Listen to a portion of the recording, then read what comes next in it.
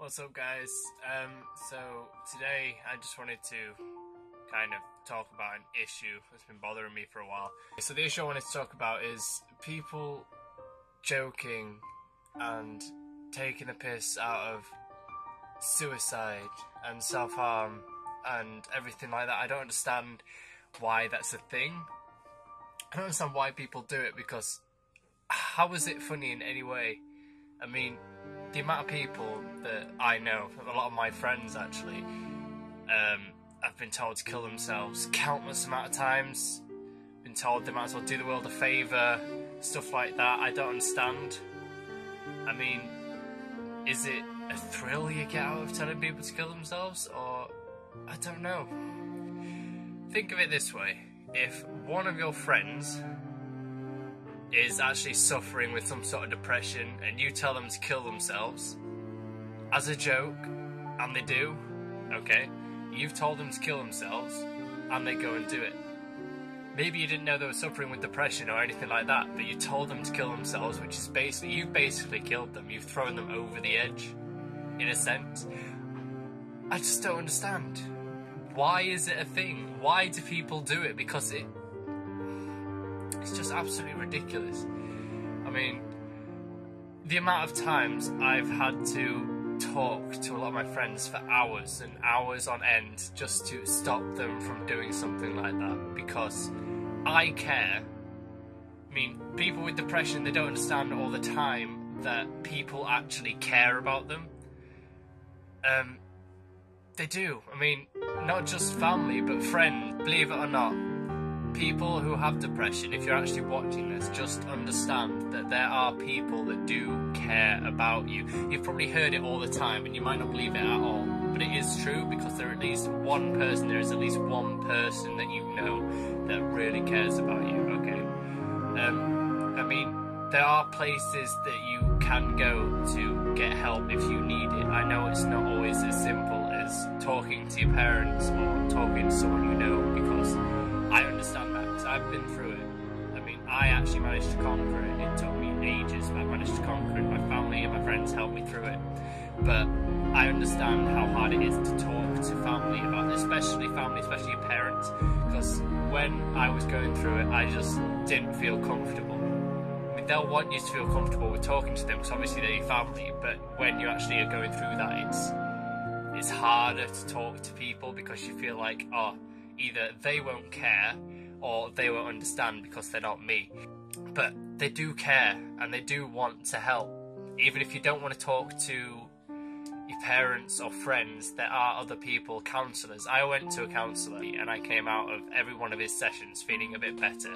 Another thing I don't understand is when people are talking to other people with depression and they go, "Oh, it's fine, you'll cheer up," or "Oh, you don't have depression, you're just sad."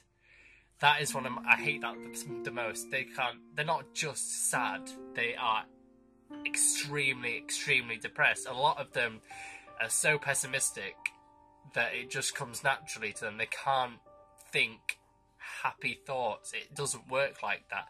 Because I don't know exactly what it is. I just know that the brain almost plays tricks. It almost makes it feel like, oh, maybe it'd be better if I wasn't here. Maybe it'd be better if I wasn't alive, because that's another thing about people telling other people to kill themselves, is that also starts this thing in their head. It's just like, maybe I should kill myself.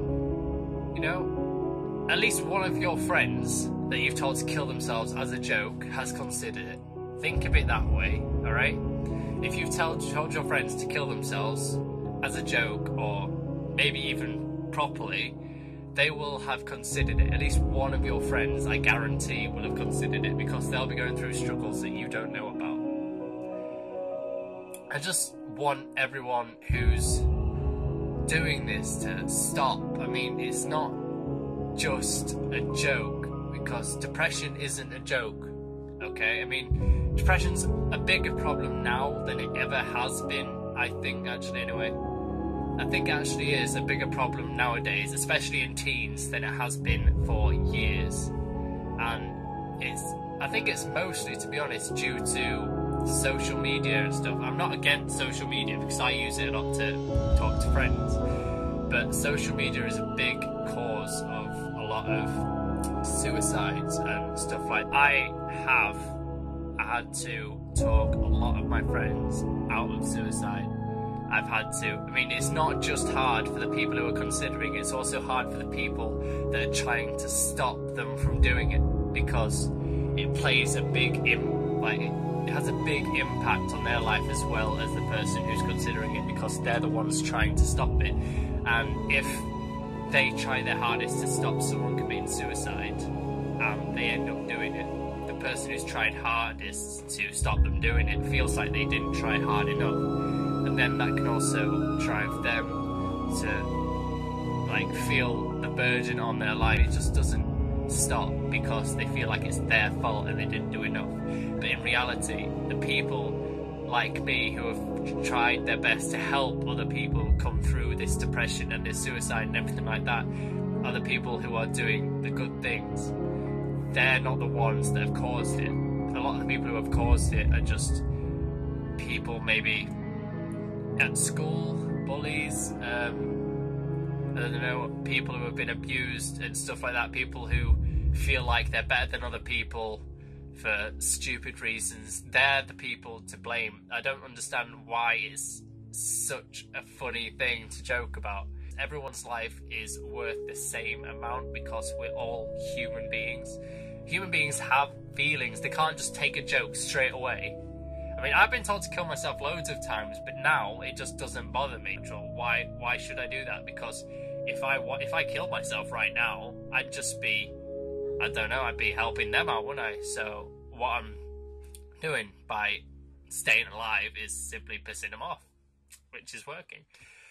But a lot of you that knew me from maybe between year 8, so when I was about 13, 14-ish, that age, I was a very angry person. I was very, very depressed all the time. I took all my anger out on all my friends in year 7 especially, and year 8, and I didn't have any regrets of it.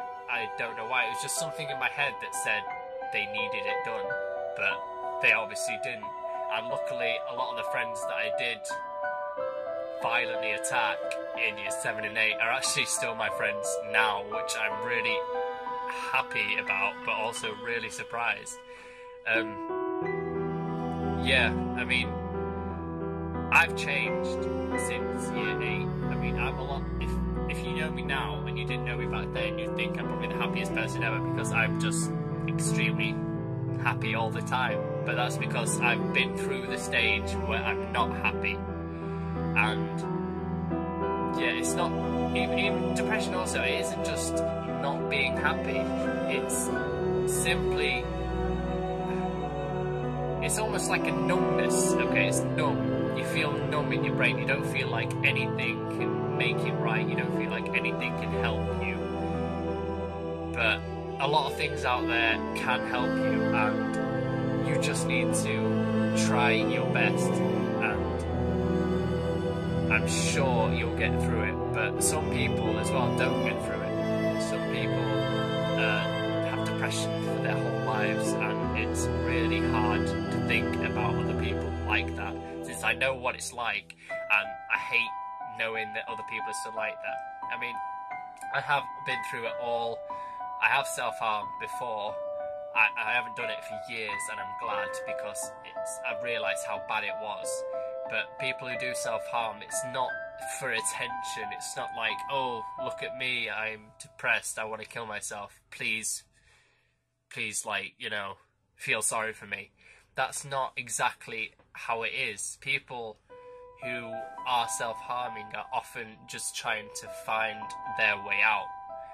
I mean, when I was self-harming, I mean, the thing that I actually felt good about was causing pain. It almost felt good to me, which is really, really bad. But some people, it feels good to them.